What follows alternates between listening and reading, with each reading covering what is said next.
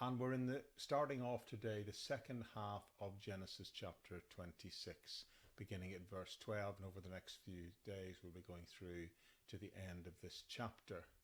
And we're going to be looking at how often opportunity and the blessing of God comes along at the same time as opposition. And just as a sort of introduction to that thought, I'm aware of the fact that life for many of us can sometimes be full of real hardship. I know that's been the experience of a great many people, particularly these last 2 years. So life can be a bit of a Job's journey, someone once described it to me as.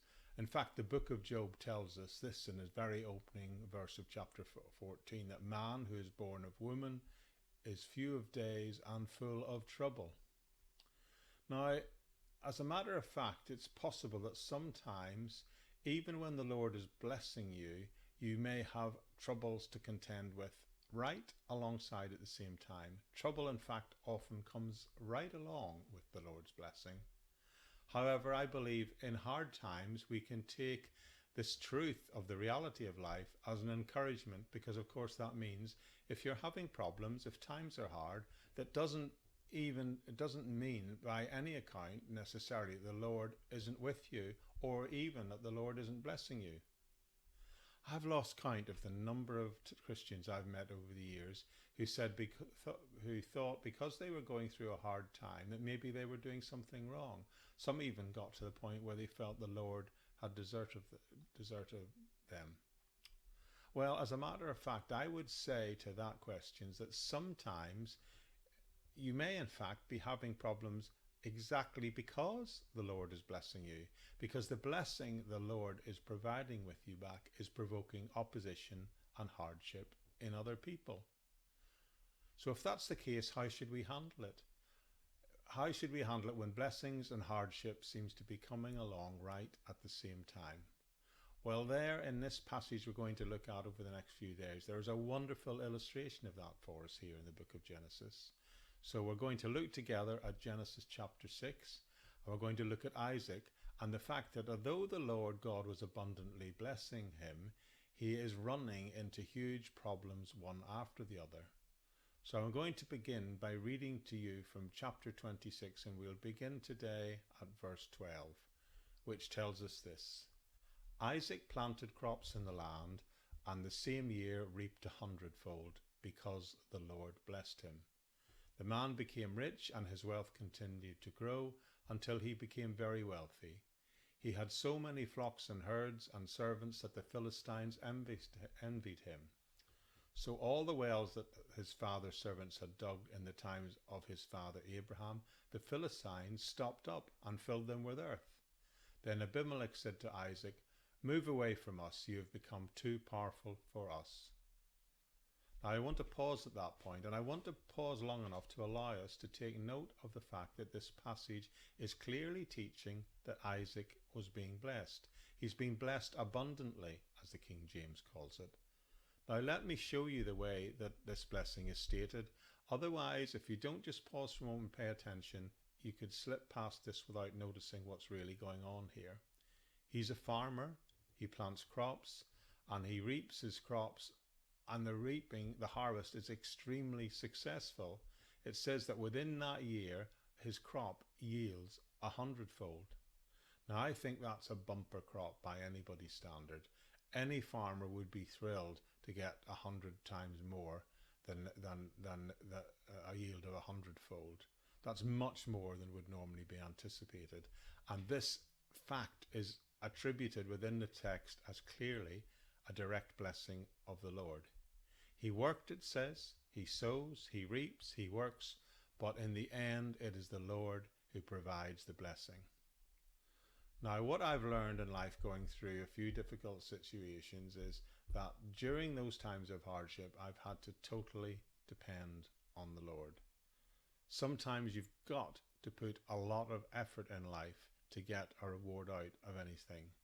Now, for us, studying the Word is like the planting of the seed in our own hearts. And that is the work that we need to put in. We need to spend time with the Lord in his presence in prayer and studying his word. But the practical outworking, the practical living of the spiritual life is the way we grow that garden and receive and see the blessing all around us. Isaac worked here. It shows that he planted, but he reaped, and at the end of it, it says the Lord blessed him in an amazing way. Look at verse 13. It says he blessed him and he became wealthy. But we haven't reached the end of that story yet, the end of that blessing. This is just the beginning, because it says he continued to prosper until he became very prosperous. Now, if you'd like to know what prosperity looked like in those days, well, look at the text. It meant that he had possessions of flocks and herds, and even built up a household with a great number of servants. So in verse 12 he sows, and in verse 14 it talks about the blessing and also the growing, the return of the yield, and about him gaining flocks and herds and even servants. By the measures of that day, Isaac was now rich, very rich indeed. So he's blessed of the Lord. But then right alongside it comes a problem. Right alongside it comes opposition. And let me show you what that problem was. As a matter of fact, I did say in the opening that sometimes with the blessing of the Lord, receiving a blessing from the Lord is the very thing that can provoke the problem. And here is an example. The Philistines become envious of him. So now here comes the problem. He's so wealthy that the Philistines are jealous. As a matter of fact, it wouldn't be so much to say that they are intensely jealous, as this passage is about to illustrate. They resented him. They resented him getting rich. They resented the fact that he lived in the same area as they did, but that they weren't prospering in the same way he was. So with prosperity, sometimes comes opposition. With the blessing of God, sometimes comes opposition, envy, and jealousy. And that's only the beginning. Within a few verses we see that it gets to the point where Abimelech, even though he'd made an agreement with him, tells him to go, get out of here, go. You're becoming more powerful than us, he says. So in a sense, you can say they're actually becoming afraid of him. And towards the end of this passage, towards the end of this chapter, we'll see it actually says they hate him. Their fear turns to anger and hatred. So he gets blessed by God, and instead of them saying, good for you, they resent him and they're envious of him. They fear him, and that fear will actually grow to hate. So the point so far, what I've made, I believe, is a very simple one. As Isaac got blessed by God, he runs into human opposition. So how do we handle that when we get opposition from people? How should we deal when people turn against us, in spite of the fact that God is with us? Well, this is where it gets really interesting, and Isaac's response to the situation is very interesting. So we'll just pick up straight away where we left off in the story last time, which is at verse 15, which tells us this. So all the wells that his father's servants had dug at the time of his father Abraham, the Philistines stopped up, filling them with earth. Then Abimelech said to Isaac, move away from us, you have become too powerful for us. So Isaac moved away from there and encamped in the valley of Gerar, where he settled. All right then. So what's going on? You'll remember that back in the day, back in his father's day, they had made an agreement and they dug wells. But now the Philistines are in opposition to Isaac, Abraham's son. They come and they fill up, and they fill up the wells with dirt. They make them unusable. Now that's the lifeblood of the land, particularly if you're like Isaac and his livelihood depended on crops and flocks and herds of animals. For them to do this, well, it's really quite outrageous, because in the very first place, you remember they had not that long ago made this covenant promise with Abraham. So they're breaking that very promise by covering up these wells. It's more than a promise, it was a covenant. So doing this, in many ways, you could say, is almost like a declaration of war. And their motivation is that they're envious. They're fearful of him, and they decide, you know what, we're going to run them out of town. We're going to run them out of the region, force them out, and we'll do that by cutting off his water supply. It's interesting to me that some of the great conflicts, even today in the 20th and 21st century, have revolved around the control of water supplies. So, okay, what is actually going on here back in this story? Well, we see, because the text told us in the preceding verses, that Isaac is being blessed by God. And then at the very same time as that blessing's happening, this opposition rises up. So what does he do? What should he do when facing opposition by those who don't share his beliefs? What should we do when we face opposition by those who don't share our beliefs, or are jealous, or even fearful of the blessing that they see us receiving? Well, look at verse 17. It tells us he departed and he pitched his tent somewhere else. Now, I believe there's a kind of a principle being established here, and it cuts across all our relationships, not just then, but all our relationships today as people of faith.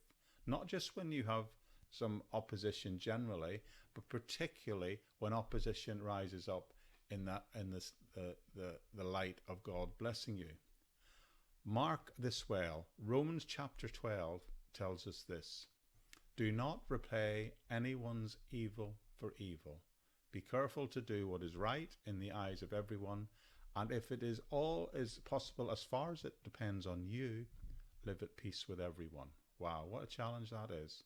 So Isaac here, in this story, Isaac had the rights to those wells because of the covenant made with his father, but yet he still chooses to say, you know what, I'm not going to fight you. I'm just going to leave and go somewhere else. Something's going on here that, though are not overtly stated, I think it's clearly implied in the life of Isaac and the events occurring here, and that is he's simply choosing to keep trusting the Lord. He is aware that the Lord has been blessing him, and instead of standing firm on this occasion and sticking up for his rights, which would have probably meant going to war, he said, you know what, I'm just going to keep trusting the Lord, and I'm going to try, as much as it is on my part, on my account, remain at peace with everyone. So he just moves away. Okay, all right, what happens next then? Well, let's pick up the text in verses 19 to 22. And it tells us, Isaac's servants dug in the valley and discovered a well of fresh water there. But the herders of Gerar quarrelled with those of Isaac's and said, this water is ours. So he named that well Esek, because they disputed with him there. Then he dug another well, but they quarrelled over that one also. So he named it Sitnah. And he moved on from there, and he dug another well, and no one quarrelled over it. He named it Rehoboth, saying, now the Lord has given us room, and we will flourish in the land. Possible as far as it depends on you, live at peace with everyone. So he moved to another part of the land, and he dug more wells, and he named them. And by the way, that process of naming these wells that he's been digging, that's really suggests titleship, ownership. So he's done this amazingly gracious thing, and all's going to be okay then, isn't it, right? I mean, he did the right thing. He moved. He continued to seek peace. So he's going to get peace, right? Well, not so fast. Look at verse 20. The herdsmen of the location, they quarrel with him each time he digs a well. So he digs another well, and they quarrel with him again. I mean, it's going on. And every time he digs a well, these Philistine people come and they quarrel with him and dispute the well. That's why he names these wells with Hebrew words that literally mean strife and contention. He's simply naming the wells as he goes along each time based on what's happened. And because he gets nothing but strife and contention, that's what he names them. But remember, that strife that's coming is motivated by the Philistines' envy of his blessing, fear of him growing stronger, which actually we'd see it develop to out and out hate as this passage progresses. God is blessing him, that's true, continuing to bless him, yet he is facing nothing but opposition. Every time he digs a well, he goes to all that effort, and it does nothing more than cause another quarrel. It seems he can't win. But then finally he builds a well, and they don't choose to visit and quarrel with him at that one. That's verse 22. And that's why he calls the place Rehoboth, which basically in Hebrew means a wide place, an open place. So the suggestion there is God is finally giving, his perception of it is that God is finally giving him room to live alongside these other people. Now let me tell you what is staggering about this story. Remember, right from the beginning, he didn't actually have to move. As a matter of fact, he had a covenant agreement entitling him to live there. His father had made it a covenant, which is an incredibly important agreement which should never be broken, with these very people. And yet they come out here and they break that covenant, and they break it and openly declare the reason for breaking it is because they say you're growing stronger than we are. So legally he did not have to leave. He could have had the wherewithal to stay. If he was getting stronger, he probably could have stayed and fought and won. But instead of that, he said, you know what? I'd rather try and live in peace. If I had to dig wells 3 times and had them covered over, I would struggle to make the decision to keep choosing the path of peace. Anyway, I think embedded in this story are 2 aspects of his response to facing opposition that we can learn from. The big one is primarily he kept trusting the Lord, but also he kept pursuing peace as much as he could on his part. He kept trying to remain gracious to his neighbours that he shared the land with. Now, I submit to you that the way to handle opposition when we face it, even and particularly if it's opposition because in the midst of the Lord's blessing, is to always remain gracious. Because we must remember that if the Lord is blessing us, it's usually because we've been trusting in the Lord all along. So why wouldn't we continue to want to try and do that? He can bless you in one place and in another place, whether that be spiritually or physically. He can bless you in one neighborhood, one situation, as well as another. As long as we keep trusting and as long as we keep acting graciously on our part and attempting to live in peace with other people, God, I believe, will want to continue to keep blessing us, perhaps even all the more. So up to this point, I've just made 2 points so far. One is to trust the Lord and to live in peace with other people, even when we face opposition. But I think there's more to this story, and something is about to be revealed that I think is incredibly fascinating. It tells us this: Isaac's servants dug in the valley and discovered a well of fresh water there. But the herders of Gerar quarrelled with those of Isaac and said, the water is ours. So he named the well Esek, because they disputed with him. Then he dug another well, and they quarrelled over that one also. So he named it Sitnah, and he moved on from there and dug another well. No one quarrelled over it, and he named it Rehoboth, saying, now the Lord has given us room, and we will flourish in the land. So I've overlapped a bit with last week because I wanted to outline the passage so far. And what I'd like to say is, first of all, he encountered opposition. Then he took that opposition from the local Philistines as an opportunity just to remain gracious, to trust in the Lord. And the rest of the chapter will now give us the outcome, the outworkings of the decision that he took to deal with the situation in that way. So look what happens now as we continue in verse 23. From there he went up to Beersheba. That night the Lord appeared to him and said, I am the God of your father Abraham. Do not be afraid, for I am with you. I will bless you, and I will increase the number of your descendants for the sake of my servant Abraham. Now read that verse in the context of this passage, and you have to say, obviously the Lord is very pleased with him. Underpinning everything here is the fact that the Lord said to him, I am your God. And that's a comfort. No matter what you're going through, he knows that the Lord will remain his God. Don't be afraid, he says, because I am with you. I'm your God, and that means I'm going to remain with you, and I'm going to bless you. Now this is an extension of the Abrahamic covenant that God made previously with his father Abraham. And remember, this is the second personal visit, the second time the Lord has personally appeared before Isaac. And it is this point he gives this second revelation to Isaac. And he says to Isaac, don't fear anyone. Now remember the situation that Isaac's just been through. He's dug 3 wells and he's had those wells shut down 3 times. And yet God comes to him and says, don't fear. I am with you. I'm going to bless you. I'm going to bless your children. I'm going to bless your grandchildren. I'm going to bless your descendants so that they're like the sand on the seashore and the stars in the sky. Now, of course, that's familiar because he's just reminding him of what the Lord said to Abraham and the fact that he will remain faithful to the covenant that was given him.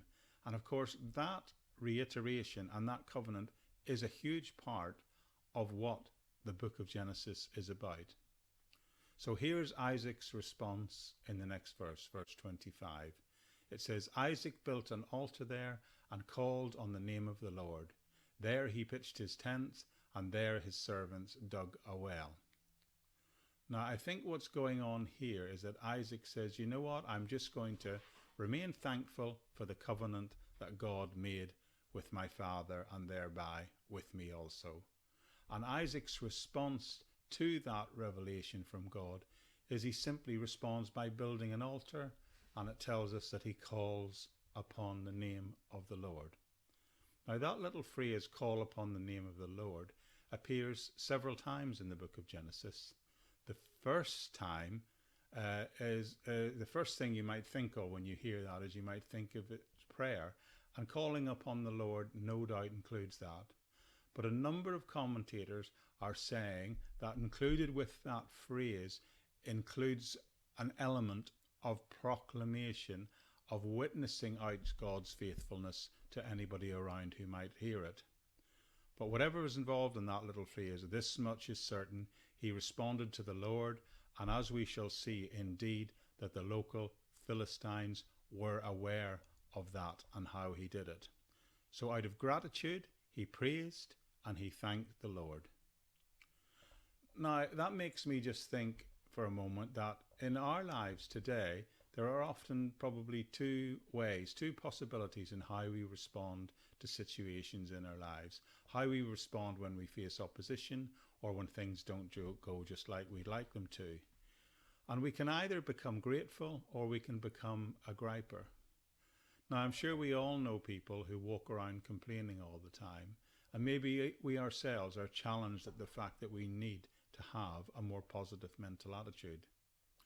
Well, let me just say, I know a great many of you who listen to this are in North America and Western Europe. Let me tell you, if you live in any of those regions, now that brings pressures of its own, but no matter how difficult your situation is, compared to a lot of people in the world, we are blessed. And what we should be doing is always remembering that and being grateful to the Lord for the circumstances in which we live, right? So that's what Isaac did here. He looked at his situation and he still praised the Lord. Now, in the close of this chapter, he will get a visit from Abimelech and his men, and that happens and is described for us from verse 26 onward, where it tells us, meanwhile, Abimelech came to him from Gerar with Ahuzeth, his personal advisor, and Philcol, the commander of his forces. Isaac asked them, why have you come to me, since you were hostile to me and sent me away? They answered, we saw clearly that the Lord was with you, so we said, there ought to be a sworn agreement between us and you. Let us make a treaty that you will do us no harm, just as we did not harm you, because we always treated you well and sent you away peacefully. And now you are blessed by the Lord. That's interesting. So what's going on here? I'm sure he asked himself that question. These guys had kicked him out of town and they'd covered over his well and kicked him and moved him on at least 3 times. And now they come to visit him and they offer a treaty. What's going on? Is there a trick up their sleeve? Well, this much is clear. They must have seen him prosper, and they must have come to a point of knowing and acknowledging that it was the Lord that was doing it right. So for them to know it was the Lord is important.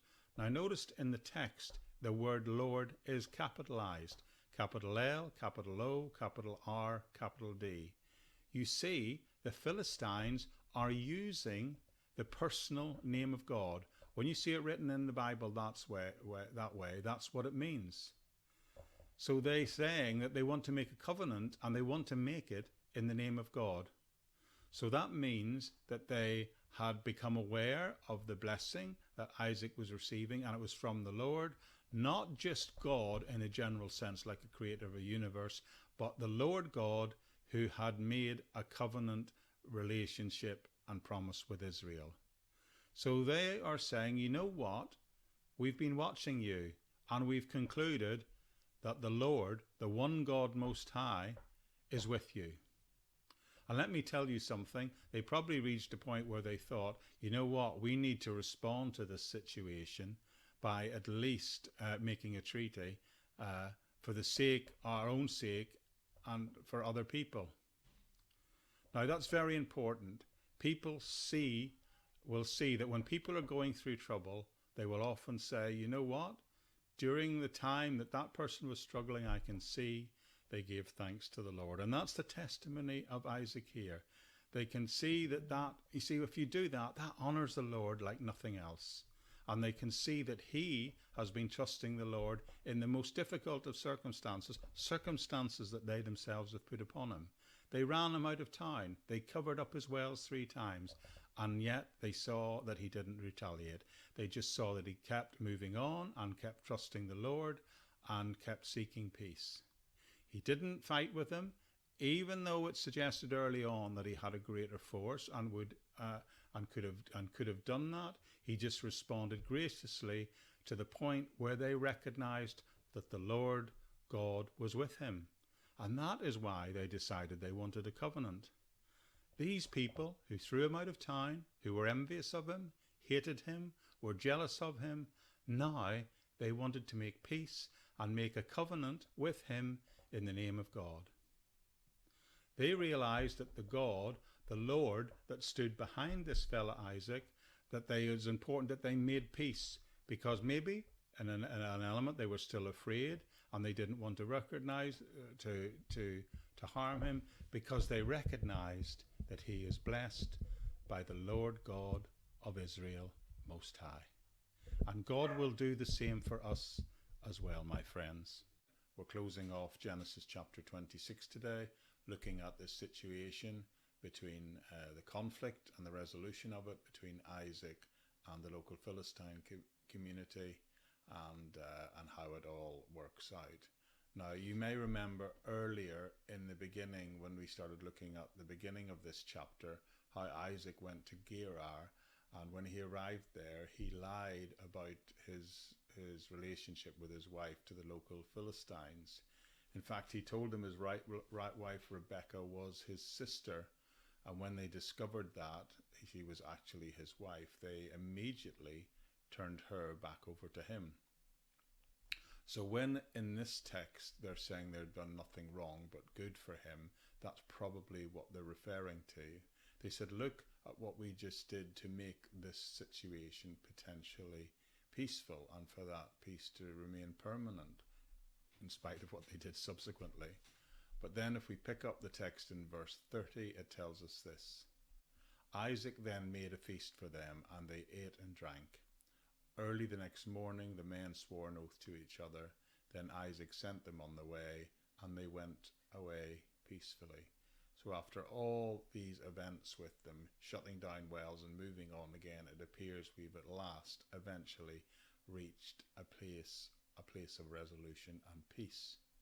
So they throw a feast, and they eat and they drink, and then in the next morning they swear a new oath one to another, and then they depart peacefully, which is clearly the finishing point of this part of the story. So let's just see how the chapter closes off, 32 and 33. It says, that day Isaac's servants came and told him about the well they had dug, and they said, we have found water. and they called it Sheba, and today the name of the town has been called Beersheba. So guess what? They finally find a source of water, and the Lord is still blessing them, and they name the place Sheba, which is from the Hebrew word which means to make an oath. So they're testifying to the fact that an oath of peace was made in that place. Now, what's going on in this passage overall is just simply the renewal of the covenant that God had initially made with Abraham. But it also serves today as what we would call a model for what we today refer to as a non-aggression pact, where two sides say, you know what, we're going to live in peace. We're not going to fight with each other anymore. All right, that's an interesting story, but I think we're now at the close of the chapter need to sum up what's being said here. When Isaac had faced opposition over and over again, he still continued to trust the Lord and graciously deal with his neighbours in spite of their unjust treatment of him, and consequently we see that the Lord blesses him materially with prosperity and flocks and herds and good crops, but also spiritually with peace with his neighbours. That's the end result of it anyway. Now I want to wrap this up by just pointing out a couple of final things for you. I'll say it one more time. I've said it before, but I think it's important. We need to keep doing it. We need to look at any passage. We need to look at this passage within the context of the book that it is written. And if you look at this passage within the context of the whole book of Genesis, one of the things you have to say that this passage is teaching is that the Lord remains faithful to any promise that he gives. This section of verses shows God's faithfulness coming to fruition and his blessing to Isaac delivered just as he promised, which for Isaac meant bountiful harvests, an increase in flocks and herds, and finally getting to a point where he can live in peace. We saw God make a covenant with Abraham way back, but now he extends it to his son Isaac, just as he'd promised to do to his father. But please note that that doesn't mean Isaac didn't have to respond in the correct way to embrace and receive that promise.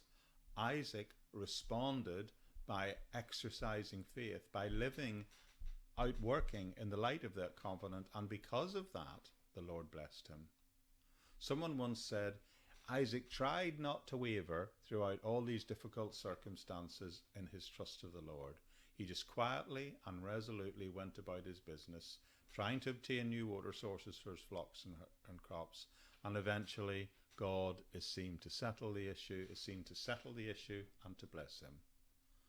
All God's people, all of us, are called to maintain a quiet, confident trust in God's promise of provision, in spite of the circumstances around us, in spite of even hostility or the envy of unbelievers around us. And remember that sometimes, as we saw here, the very blessings of God that we might be receiving in our life might be the very thing that provoke hostility in other people. Now, some Bible lecturers have pointed out the similarities between Genesis 26 and 21 here, and they say it shows a deliberate attempt by trying to write two accounts that parallel each other, the situation and the circumstances of Isaac alongside those of Abraham, his father, previously. The account of Isaac's dealings with the Philistines is very much a case of, look, this guy's walking in the footsteps of his father, sometimes for good, but sometimes for not so good. And he receives similar promises as his father. He faces similar tests, and he fails in the same way as his father did. But eventually, he seemed to triumph in exactly the same fashion. Indeed, in certain aspects, we see more of the promise revealed to him and fulfilled through Isaac than through Jacob. We actually see a revelation in a sense he actually achieves more, or certainly he achieves more insight. He'd been promised the land way back in 26 verse 4 via his father, but at the end of this story, Isaac is securely settled in Beersheba with a treaty with the Philistines, in which they have, in a sense, acknowledged him as their superior as someone who has grown more powerful than them because of the blessings of God. So if opposition should come our way as believers, I believe we can take insight and use and take a lead from the example of Isaac as shown as a way of showing us how to live in peace. This passage is clearly implying that simply by quietly, confidently trusting in the Lord, the result of that can be peace and prosperity for us. And that's fascinating. Now, we also need to be careful here, because the story also illustrates that even though you can be pleasing the Lord, you can still have enemies. In fact, it can provoke some people against you. But when we, and what is illustrated here is that when someone lives in a way that pleases the Lord consistently, which includes always pursuing peace, they may still have enemies, but the great Prince of Peace, Jesus Christ, may very well inspire your enemies to be at peace with you. Now, somebody pointed out to me that Proverbs 16 verse 7 says this. It tells us, when the Lord takes pleasures in anyone's way, he causes their enemies to make peace with them. Now, that's interesting, isn't it? Now, remember, this is a proverb. It's not the law of God. In other words, this is a proverb which states a principle, but there can be exceptions. A law of the Lord doesn't have exceptions, but a proverb isn't the law, so there may be an exception.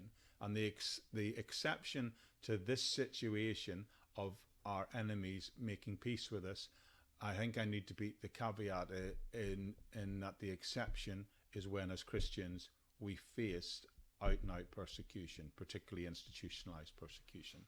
You could be pursuing the Lord and serving him, and you could be persecuted. And in that case, your enemies will not be at peace with you. And that would be the exception of the proverb. But the norm, it's telling us, in our general everyday life, in our one-to-one relationships with other people, then by serving the Lord, by pursuing peace, then indeed God can turn people who were once our enemies into friends. Think about that. When you respond properly in your personal relations and interactions with other people, by trusting the Lord and by treating other people graciously, by going above and beyond, sometimes even surrendering your rights in favor of a gracious attitude, as Isaac did here in regard to the situation with the whales, the Lord can turn those very people who were enemies into your friends. I've seen that happen so many times in my life and in the life of others. And the way in which a righteous, godly life disarms opposition. You see, it always takes two people to have a fight. But if you just lay aside your hostility, doesn't mean that you become someone who gets walked over, but you lay down your hostile attitude to someone else, and you just simply serve the Lord and treat that person with respect and be gracious, the result will usually be peace. Take that home for you today, with you today.